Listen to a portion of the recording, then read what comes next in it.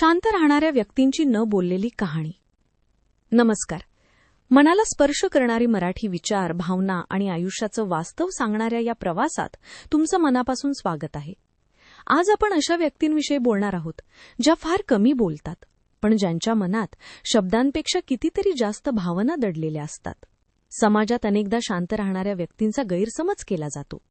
काहींना त्या घमेंडी वाटतात, काहींना कमकुवत, तर काहींना स्वार्थी. पण खरं चित्र यापेक्षा खूप वेगळं असतं.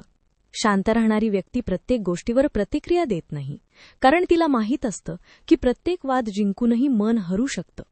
प्रत्येकाला उत्तर देणं आवश्यक नसतं आणि प्रत्येक गैरसमज दूर करणंही शक्य नसतं.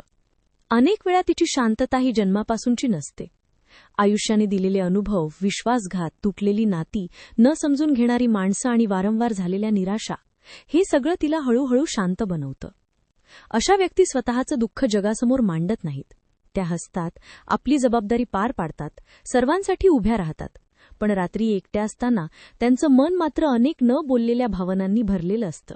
त्यांना गर्दीपेक्षा शांतता आवडते, कारण शांततेत त्यांना स्वतःचा आवाज ऐकू येतो. त्या लोकांवर शब्दांवरून नाही, तर वागण्यावरून ओळखायला शिकलेल्या असतात. अशा व्यक्ती सहज कोणावर विश्वास ठेवत नाहीत, कारण त्यांनी विश्वास तुटताना पाहिलेला असतो. त्यामुळे त्या लोकांपासून दूर पळत नाहीत, पण प्रत्येकाला आपल्या मनात जागा देण्याआधी वेळ घेतात. त्यांची शांतता ही कमजोरी नसते, ती त्यांच्या संयमाची, परिपक्वतेची आणि स्वतःवर मिळवलेल्या नियंत्रणाची खूण असते. ज्याने आयुष्यात खूप काही पाहिलं असतं, त्याला प्रत्येक गोष्टीवर बोलण्याची गरज उरत नाही. कधीकधी आपण एखाद्या शांत व्यक्तीला विचारतो, तू इतका शांत का असतोस? पण कदाचित त्या प्रश्नाचं उत्तर त्याच्याकडे शब्दांत नसतं. कारण काही वेदना अशा असतात ज्या सांगता येत नाहीत, फक्त जगाव्या लागतात. म्हणून जर तुमच्या आयुष्यात अशी एखादी व्यक्ती असेल जी कमी बोलते, तर तिचा गैरसमज करू नका.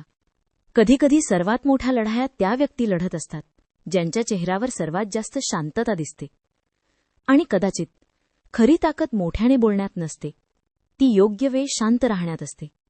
शब्द कमी, पण मनाला स्पर्श करणारे.